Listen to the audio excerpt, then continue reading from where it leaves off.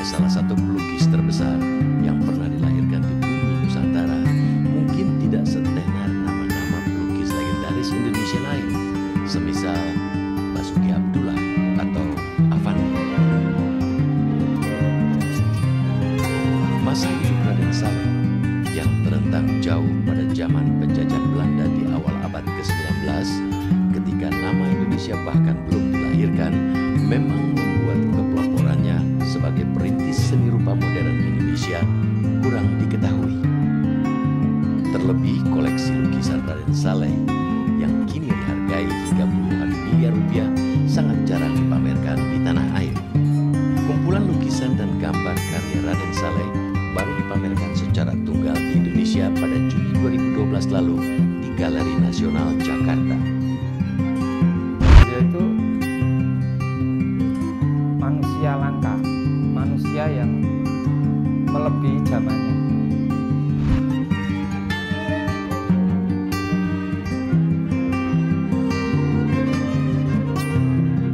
Meski sosoknya kurang dikenal, salah satu karya terpenting Raden Saleh yakni lukisan bersejarah penangkapan Diponegoro sangat tersohor di Indonesia dan melahirkan banyak tafsir. Dari tafsir yang menuduh Raden Saleh sebagai pendukung kolonialisme hingga tafsir sebaliknya yang menyebut lukisan itu sebagai bentuk kritik Raden Saleh terhadap praktik kolonialisme Belanda terhadap tanah Jawa atau Nusantara. Paling tua saya kira di antara karya yang dipamerkan itu. Dan kemudian karya ini menjadi aset yang luar biasa karena memiliki nilai sejarah yang amat penting dan kemudian nilai sosiologis yang amat luar biasa. Karya ini menjadi amat berharga bagi kita semua karena di dalamnya kita bisa mendapatkan cerita atau kisah-kisah yang tidak saja historis tapi juga menjadi satu cara berkisah secara simbolis dengan amat baik. Jadi ini lukisan yang amat sulit untuk disaingi, baik dari segi teknik maupun dari segi simbol yang ada di sana. Jadi ini karya yang memang harus kita jaga, kita rawat supaya anak cucu kita juga bisa belajar dari karya ini. Nah, terus pasti juga kalau orang sudah pada tahu bahwa Diponegoro kan akhirnya memang sangat menyedihkan ya. Dia sepertinya semacam ditipu oleh pemerintah Belanda, ingin melakukan negosiasi, tapi ternyata akhirnya dia ditangkap. Nah, terus sebetulnya ini lukisan oleh Raden Saleh, tapi sebetulnya ini bukan lukisan pertama ya tentang penangkapan Pangeran Diponegoro. Jadi ada satu lagi kan ya, lukisan yang dilukis oleh orang Belanda. Nah, itu perbedaannya apa sih, Mas? Dengan lukisan Raden Saleh ini yang ada di sini. Raden Saleh ini merupakan lukisan yang dibuat atas asumsi pribadi ketika Raden Saleh melihat lukisan orang Belanda yang bernama Nicolaas Pieneman. Nicolaas Pieneman ini adalah pelukis yang berhasil melukis Diponegoro ditangkap oleh Belanda, yang diambil dari cerita-cerita para saksi. Lukisan Pieneman itu dilukis 5 tahun setelah peristiwa penangkapan Diponegoro. Dan kalau saya baca juga dia belum pernah sekalipun menginjakan kaki di Jawa kan ya, Mas? Pieneman belum pernah ke Indonesia dan betul. Kemudian dia mendapatkan tugas untuk menggambarkan Diponegoro. Dan karya ini, kemudian karya Pieneman ini akhirnya terus dipakai sebagai gambaran bagaimana peristiwa Diponegoro atau Diponegoro itu selalu menjadi setan bagi kerajaan Belanda. Momok besar ya. Hantu bagi mereka untuk menerjang persoalan-persoalan yang ada di Belanda. Nah, Raden Saleh ketika melihat tulisan itu nampaknya tidak suka karena jiwa kejawaannya itu juga muncul dan kita bisa merasakan betapa Raden Saleh itu melukiskan Diponegoro ini sebagai wujud perlawanan atas lukisan Pieneman yang sudah dibuat. Jadi karena kita tahu bahwa lukisan Raden Saleh ini memang bukanlah lukisan dokumentatif. Lukisan Pangeran Diponegoro versi Raden Saleh ini dibuat untuk menyimbolkan banyak hal yang terkait dengan persoalan-persoalan yang dihadapi oleh Pangeran Diponegoro. Jadi ada beberapa hal yang kita bisa lihat di sana. Oke. Ya, jadi mungkin kalau kita ngeliat sekilas kayaknya perasaan nggak terlalu beda gitu. Nah, sebenarnya apa aja sih yang detail-detailnya yang membuat lukisan Raden Saleh ini berbeda dengan lukisan Pieneman yang versi Belanda? Nah, yang pertama adalah soal sudut pandang. Oke. Jadi kalau Pieneman gedungnya diletakkan di kanan, nah, sedangkan Diponegoro gedungnya diletakkan di kiri, ya kan? Oke. Itu pertama sudah menyiratkan dia ingin melakukan perlawanan estetika, Kayak refleksi gitu, kayak kebalikan ya, counter. Kebalikan, counter. Nah, kemudian yang kedua, simbol yang menarik ini dibuat dalam untuk menggambarkan Diponegoro ditangkap pada situasi yang nisbi antara sore atau pagi. Oke. Itu maknanya apa? Bukan siang, artinya bisa multi interpretasi ya. Artinya yang penting di sini fajar mulai naik atau fajar mulai turun. Itu sedangkan Pieneman melukiskan Diponegoro siang hari langsung. Jadi ada sastra ketika mengambil waktu aja sudah cukup artinya udah beda menarik. Ya. Jadi sudah punya simbol-simbol tertentu yang bisa diinterpretasikan. Kemudian ada juga asumsi simbolis yang dibuat oleh Raden Saleh, misalnya dengan penggambaran Diponegoro sendiri. Jadi kalau di Pieneman, Diponegoro itu dianggap menyerah. Sedangkan dalam lukisan Raden Saleh, Diponegoro itu disikapkan dengan gestur menantang.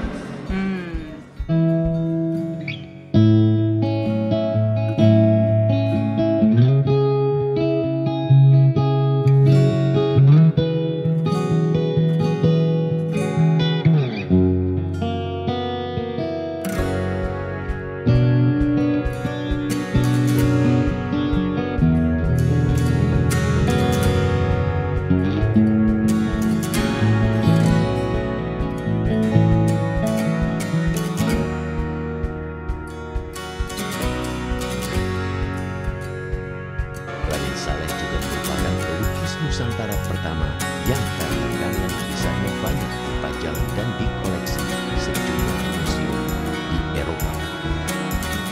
Sebelum Raden Saleh memasuki dunia seni rupa Indonesia, seni rupa kita itu masih dibalut oleh aroma tradisionalisme ya, yang dikerjakan oleh para seniman di berbagai daerah, sehingga apa yang dihasilkan itu adalah karya-karya yang lebih berbau etnik, misalnya lukisan tradisional dari Kalimantan, dari Jawa, dari dan sebagainya.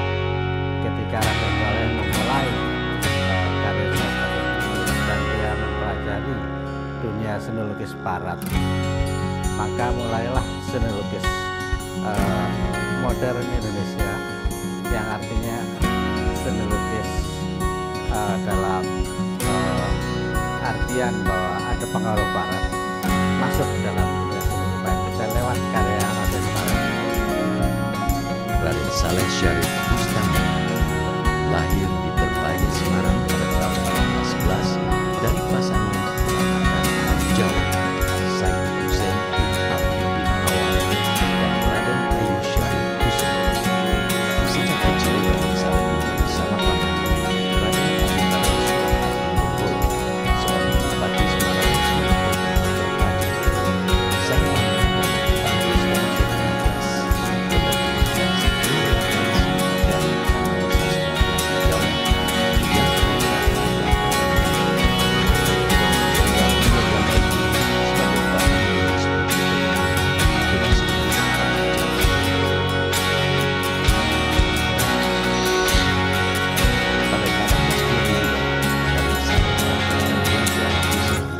Sekolah Bangsawan Pribumi yang baru dibuka di Cianjur, Jawa Barat.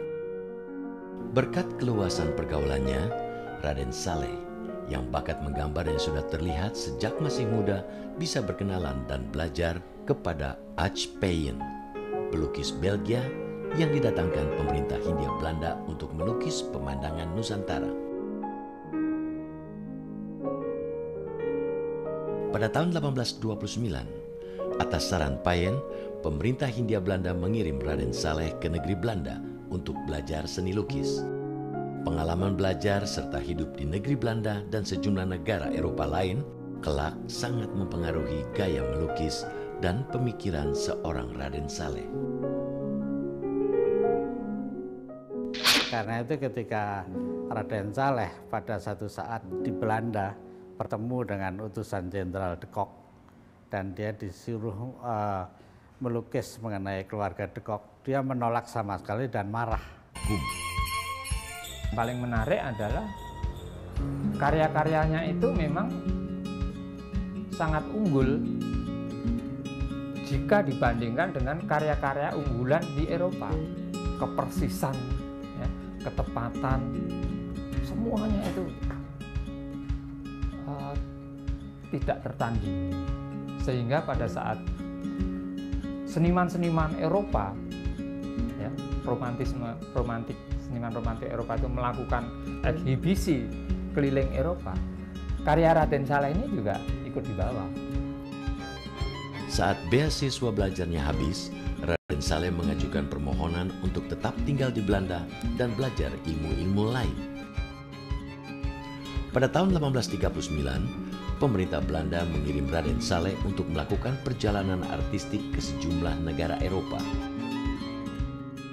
Ia berkunjung dan menetap beberapa bulan di Düsseldorf, Frankfurt, dan Berlin, Jerman, sebelum kemudian mengunjungi Dresden dan jatuh cinta dengan kota itu. Raden Saleh memutuskan tinggal di Dresden hingga sekitar 5 tahun di kota itu. Di Dresden pula, ia menjadi tamu kehormatan kerajaan Jerman. Kehadirannya diterima baik kalangan bangsawan. Untuk pertama kali dalam hidupnya, Raden Saleh merasa diperlakukan sederajat sebagai manusia. Situasi ini membuatnya leluasa menemukan ekspresi artistik dan rasa percaya dirinya sebagai seniman. Raden Saleh juga tak ragu menunjukkan identitasnya sebagai orang Asia, orang Jawa, serta sebagai seorang Muslim. Pada berkumis-berkumis. Iya, itu Takut. ada yang berbaju Ya. biru itu yang paling dekat di antara Yang berbaju biru. yang Oh. hijau maupun yang merah ataupun yang putih di belakangnya itu. Tetapi yang paling dekat dengan figur Raden Saleh adalah yang berbaju biru dengan pakaian ataupun kostum sedemikian rupa. Sambil itu memegang kostum yang dagunya itu pernah- ya Mas ya? Iya betul, itu merupakan personifikasi yang ada di foto. Raden Saleh pernah memotret diri dengan seragam tersebut. Oke. Itu juga ada. Dan yang lain tentu saja ini adalah gambaran bagaimana orang Belanda, tepatnya Jenderal de Kock itu dilukis secara tidak anatomis. Ya, Lebih kepalanya banyak, lebih gede-gede gitu kepalanya ya Mas ya? lebih gede. Jadi itu bukan kesalahan Raden Saleh dalam menggambar. Kalau Emang sengaja? Raden Saleh itu tingkat kesalahannya amat sedikit dalam segi teknis. Jadi itu bisa menjadi satu simbolisasi penting untuk mengatakan bahwa dirinya tidak setuju dengan orang-orang Belanda itu yang sifatnya mungkin kerdil, sombong, ataupun tidak pantas ditiru atau dilihat sebagai orang yang sempurna. Bukan teladan yang baik gitu ya Mas ya istilahnya. Itu yang lain. Dan kemudian bajunya juga yang saya baca ya Mas ya, kalau yang versi Belanda tuh kayaknya orang-orang Jawanya kayak lebih Arab gitu ya. Dari pakaian dan sorbannya. Kalau ini jadi lebih masuk Jawa ya. Juga lebih penting lagi lihat udeng atau yang dipakai oleh Diponegoro. Itu di pucuknya ada merah putih. Di pucuk, pucuk sorbannya. Ya, itu apakah dia hanya sekedar membuat warna yang Kebetulan, kebetulan atau dia punya asumsi baru. Jadi belum ada saat itu bendera merah putih. Iya, belum ada. Jadi kita bisa perhatikan betapa Raden Saleh punya kemampuan untuk menyimbolisasi berbagai macam hal dalam satu lukisan. Dan bahkan sebelum eranya, Ya, sebelum era dia bahkan ya, sebelum era kemerdekaan. Lahir, Betul. itu dia sudah punya ancang-ancang. Ya ini ini semua interpretasi, artinya bukan keluar dari mulut Raden Saleh sendiri. Oke. Artinya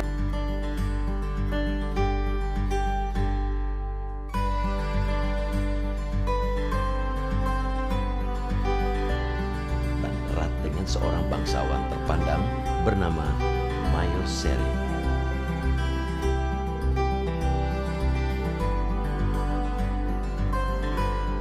Salah satu jejak persahabatan Raden Saleh dengan keluarga Mayor Seri bisa dilihat pada bangunan musola yang dibangun keluarga Seri di kawasan Mayen. Musola itu memang dibuat untuk menghormati Raden Saleh. Di musola ini terdapat tulisan Raden Saleh dalam bahasa Jawa dan Jerman berbunyi, "Hormati Tuhan, cintai manusia." Terdorong oleh jiwa artistiknya, pada tahun 1845 Raden Saleh pergi ke Prancis dan menetap selama 5 tahun. Di kota pusat kesenian Eropa itu, wawasan seni dan pengetahuan Raden Saleh kian bertambah. Ia banyak menyerap pengaruh gaya romantik pelukis legendaris Prancis, Eugène Delacroix, yang kerap menonjolkan unsur drama dalam lukisan-lukisannya. Itu memang banyak tafsir ya, tapi tafsir yang paling mendekati mengenai lukisan-lukisan yang memiliki rasa nasionalisme, di antaranya lukisan-lukisan yang menggambarkan pertempuran hewan liar, di antaranya banteng melawan 2 singa misalnya. Itu Raden Saleh maksudnya tidak pernah mengatakan itu simbol dari apa, tapi banyak menafsirkan, bahkan sejumlah pengamat seni rupa dari Eropa mengatakan bahwa banteng itu adalah simbol dari bangsa Nusantara, sementara singa 1 atau 2 itu adalah lambang dari Belanda.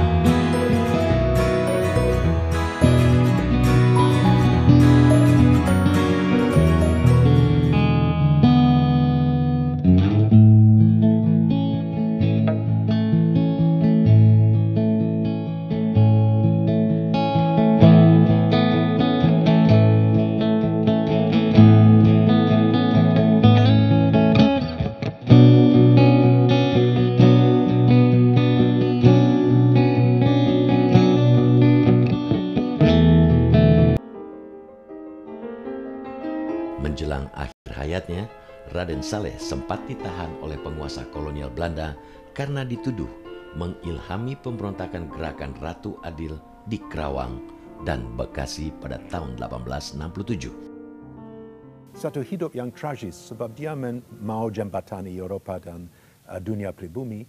Dia dituduh untuk dilibatkan di dalam pemberontakan di Bekasi dengan seorang yang betul-betul kagum dengan Raden Saleh, dan dia sampai pakai seragam seperti Raden Saleh.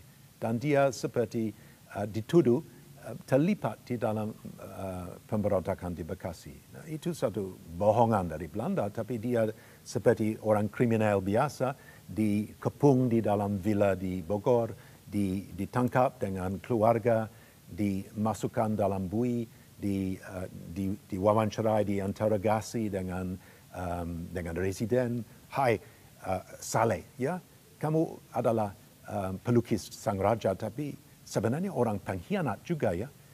Jadi dia tidak bisa memaafkan itu. Seorang yang bisa sarapan dengan Ratu Inggris, sudah diangkat oleh teman-teman yang lapisan paling atas di Eropa, dituduh dan dilakukan seperti orang pribumi yang biasa-biasa saja. Jadi ini sesuatu yang betul-betul mengiris hati. Meski perjalanan hidupnya diwarnai kekecewaan dan kesepian, hidup Raden Saleh yang dilandasi semangat romantik dan ide kemanusiaan tetap menjadikan dirinya sosok yang dicintai dan dikagumi. Saat ia meninggal pada 23 April 1880, lebih dari 2.000 orang yang berasal dari berbagai etnis dan kebangsaan mengantarkannya ke pemakaman di Kampung Empang, Bogor.